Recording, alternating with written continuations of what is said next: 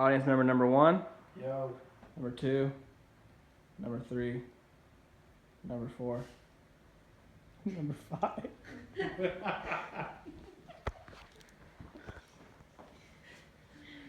When I hear the words Trinidad and Tobago, I think of cheerful, relaxing music and spicy food. But there is much more to Trinidad and Tobago than that. For this speech, I would like to explain some of the lesser known things about this twin island nation, so you can get to know the islands a little bit better. I played in Richland College's steel band last year, and I learned to enjoy the country because of its music. After this, I started researching the country to learn about it beyond its music. First, I'll tell you a few basic things about the country. The second, I will show you some of the art and music things that the country has to offer.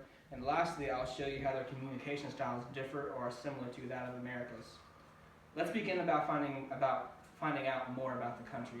Trinidad and Tobago is a very diverse country. The country's diversity can be seen through its language.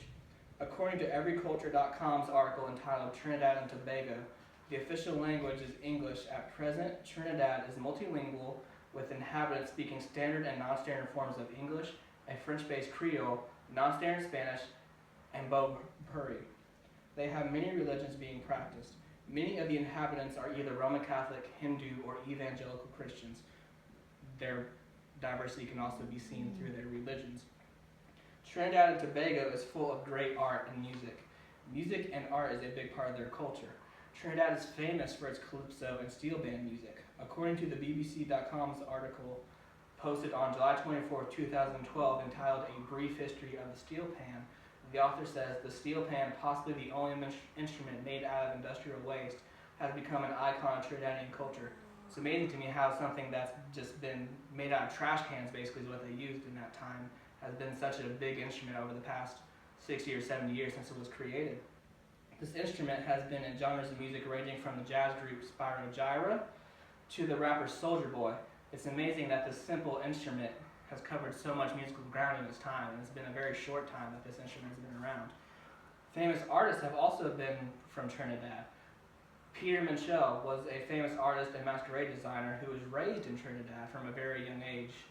He was the artistic director for the ceremonies, both opening and closing, of the 1992 Olympics and the World Cup in 1994. It's a pretty big name artist, right, being from Trinidad. That's pretty cool. Let's talk about their communication habits. Trinidad is a very open society, much like America's. And again, their way of socializing is much like America's. People socialize with complete strangers on the street, just go up and start having random conversations with someone they've never met before. Unlike many cultures where it's not okay to do something like this, it's either disrespectful or it's just not something that's done very often. Also, like many Americans, Trinidadians are not the most punctual people. They will be hours late to a meeting that they said they would be at in a little while, which in Trinidad a little while can be up to 3 to 5 hours, which is not okay. They're a very respectful community. One should begin with phone conversations, address fellow passengers upon entering a taxi, and address occupants when entering a room or a home with good morning, good afternoon, and good evening, or good night.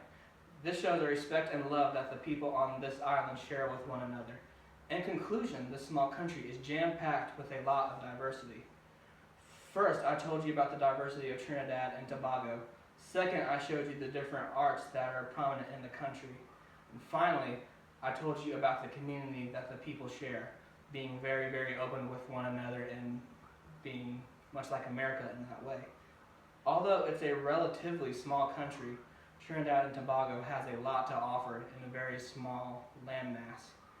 And that's a place I wish that I could go to if I had the money, but college students, don't have that kind of money.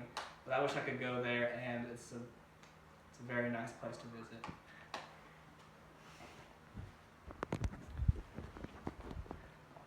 Audience member number 1, Yo. number 2, number 3, number 4, and number 5.